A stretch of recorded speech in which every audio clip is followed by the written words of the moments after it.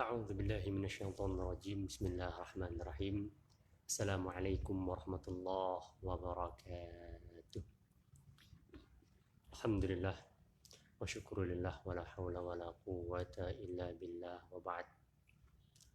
Wa rabbi shrah li sadri wa yassir li amri wa hlul 'uqdatam min lisani yafqahu qawli.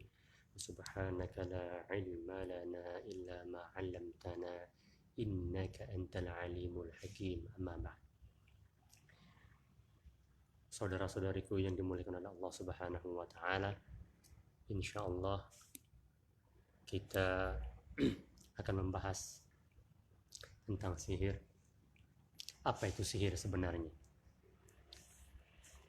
As-sihr itu adalah aqdun, suatu ikatan, ya secara umum istilahnya itu adalah aqdun baina sahir bi kufrihi wa syaitanu bi qudratihi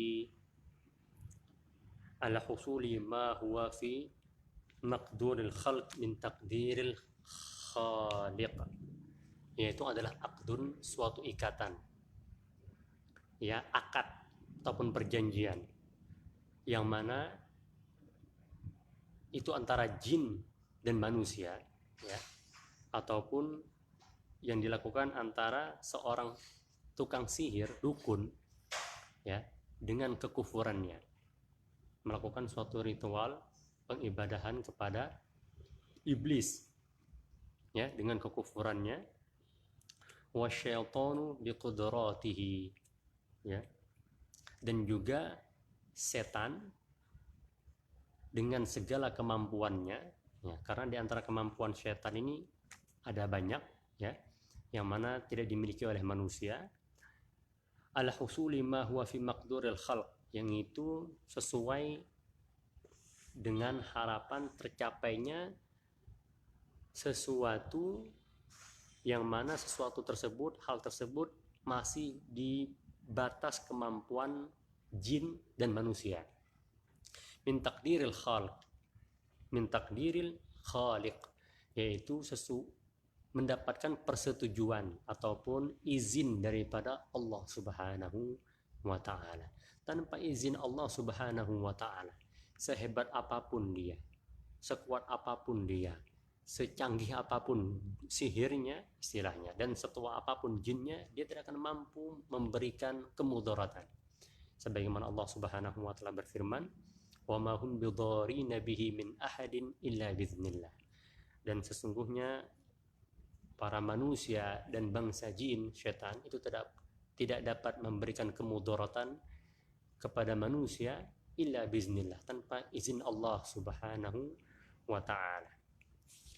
Dan harus kita ketahui, di antara kemampuan bangsa jin, ya, yang mana ini menjadi alat dari para manusia, khususnya para dukun yang mereka meminta tolong kepada mereka, yaitu adalah suratul harakah. Jin ini mampu, atau syaitan ini mampu ataupun memiliki kemampuan cepat berpindah tempat ataupun bergerak. Ini yang pertama. Ya, manusia tidak mampu. Ya, kita perlu waktu. Ya, mereka bisa cepat berpindah tempat. Ya, kayak angin, hitungan detik mungkin, ya. Itu yang pertama. Kemudian yang kedua, al-qudratu ala hamlil asya, dan dia mampu memindahkan sesuatu. Ya, memindahkan, uang dipindahkan, ataupun HP. Pernah itu pasien kita, handphonenya disembunyikan 3 hari 3 malam nggak ketemu. Akhirnya saya bilang ada, itu disembunyikan sama jin, sama setan. Akhirnya ketemu. Begitu juga ada kita teman-teman mungkin kameramen, ya, di trans itu kameranya diumpetin, ataupun di mana di atas meja ditaruh di bawah meja, ataupun ditaruh di pojok. Dikerjain, istilah begitu. Mereka mampu melakukan hal tersebut. Kemudian yang ketiga, al-jin yasghuru wa yakbur, ya, mampu berubah postur, bisa membesar dan bisa juga mengecil. Nah, ini dipergunakan oleh manusia ini untuk nakut-nakutin kita, ya, oleh dukun digunakan untuk menakut-nakutin pasien, sasarannya ataupun targetnya. Kemudian yang keempat, al-qudratu ala syam, ya, kemampuan penciuman yang kuat sekali, dahsyat, ya, itu daya ciumnya sangat tinggi. Kemudian yang kelima, al-qudratu al-jin ala tasyakkuli wa zuhur, kemampuan jin ya untuk berubah wujud. Dia memiliki kemampuan dan mana kita tidak bisa melakukan hal yang sedemikian. Dan juga zuhur, menampakkan diri. Di antara umumnya yaitu jin mampu ya berubah wujud seperti manusia, sebagaimana kita tahu dalam hadis Abu Hurairah ya, berubah menjadi wujud manusia. Dia bisa melakukan hal tersebut dan dia berubah wujud as'abin, menjadi ular. Dan juga yang ketiga sering berubah wujud menjadi anjing ya. Kemudian yang keenam, kemampuan jin itu adalah diantaranya mampu melakukan suatu pekerjaan yang berat ya, yang ajibah, yang sesuatu yang mustahil bagi manusia, dia mampu melakukannya, dia bisa melakukannya ya. Ini sebagaimana dalam ceritanya Nabi Sulaiman ya, itu ada, silakan buka dalam surat Saba ayat ke-13 kemampuan jin. Kemudian yang ketujuh, al-qudratu al-aqliyah. Nah, ini kemampuan nalar, kemampuan logika, rasional, cara berpikir. Mereka memiliki akal jin. Bahkan guru kami mengatakan apabila Anda memberikan ramuan-ramuan ataupun herbal-herbal dengan pasien, nah, cukup suruh dia melakukannya saja. Jangan banyak tanya ini untuk apa segala macam. Karena apa? Karena jinnya itu mengetahuinya. Dan dia akan berusaha melakukan semacam antibody, melakukan persiapan. Saya akan dikasih madu, saya akan dikasih habatus sauda, saya akan dikasih herbal-herbal yang lain-lainnya, susu segala macam.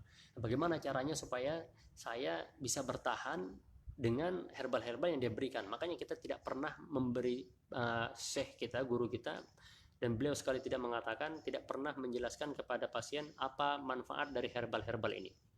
Ya. Karena jin yang ada di tubuhnya ataupun yang di luar tubuhnya itu mendengar percakapan kita sang peruqyah dengan sang pasien. Ya, ini sangat berbahaya sekali. Ya, makanya kadang-kadang dia mampu bertahan bahkan mengorbankan nyawanya itu jin untuk tidak keluar dari tubuh si pesakit.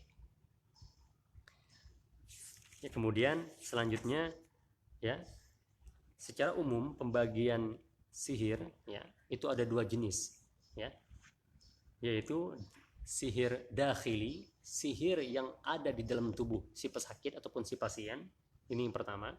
Kemudian yang kedua, sihir khariji, sihir yang di luar tubuh pasien. Yang di dalam pasien itu diantaranya adalah yang pertama sihrun mashrub, sihir yang melalui media yang kita minum, jimat-jimatnya ataupun buhul-buhulnya yang kita minum. Ini yang pertama. Kemudian sihir makul, yang sesuatu media yang kita makan ya, baik itu kita mimpi ataupun kita dikasih orang kita makan, bahwa di situ ada media sihirnya ya, ada mantra-mantra yang telah dibacakan, kemudian kita makan, kemudian kita minum. Kemudian yang ketiga, sihrum masmum ya, sihir yang melalui masuk daripada pernapasan kita cium tiba-tiba langsung kita tersihir ya, melalui pernapasan kita, melalui hidung kita. Yang itu bisa dia menggunakan parfum ataupun bisa menggunakan minyak-minyak ya, yang mana di saat kita mencium baunya kita langsung tersihir. Ini yang dari dalam, sehingga masuk ke dalam tubuh kita dan kita harus mengeluarkan energi-energi ataupun pengaruh-pengaruh negatif dari sihir tersebut. Kemudian yang kedua, jenis yang kedua, sihir khariji, yang itu dari luar, medianya ya di luar ya, buhulnya di luar. Yang pertama adalah sihrun marsyus ya, sihir yang istilahnya itu ditaburi ataupun disiram, yang mana di depan rumah ataupun kita keinjak ataupun kelangkah, nah, kemudian kita tersihir ya, di suatu tempat ataupun di pojokan ataupun depan pintu ya, macam-macam ya. Kemudian yang kedua sihrun badfun, sihir yang ditanam ya, baik itu ditanam di sekitar rumah kita, di dalam rumah kita, ataupun di tempat orang yang ingin melakukan ataupun di rumah dukun tersebut ya. Kemudian yang ketiga sihrun muallaq ya, sihir yang digantung. Biasanya ini dia taruh di pohon yang tinggi agar kita semacam linglung, biar bendanya ini, jimatnya ini ditiup oleh angin, ya, ngawang-ngawang kita, ya, ngawang-ngawang istilahnya begitu. Itu diantaranya sihir yang dua jenisnya. Kemudian yang terakhir itu adalah sihrun manfuh. Manfuh itu yaitu artinya sihir yang ditiupkan, yang ditiupkan, ya, yang ditiupkan ataupun dia diletakkan misalnya di burung, kemudian burung itu terbang, ditaruh di merpati, ya, dan itu terbang nggak tahu kemana, akhirnya semacam orang linglung, gila, ya, gila, nggak tahu pulang, nggak tahu arah kembali, ya, itu diantara macam-macam sihirnya, ya. Itulah sedikit makna daripada sihir dan jenis-jenisnya ataupun macam-macamnya, ya, yang mana insya Allah kita akan membahas nanti apa gejala-gejala yang akan timbul dari sihir-sihir yang telah kita konsumsi yang ada pada tubuh kita tadi, dan macam-macamnya tadi, baik itu khariji maupun dakhili. Semoga Allah Subhanahu wa taala melindungi kita dari segala keburukan dan dari segala sesuatu yang tidak kita inginkan. Amin ya rabbal alamin. Syukran. Assalamualaikum warahmatullahi wabarakatuh.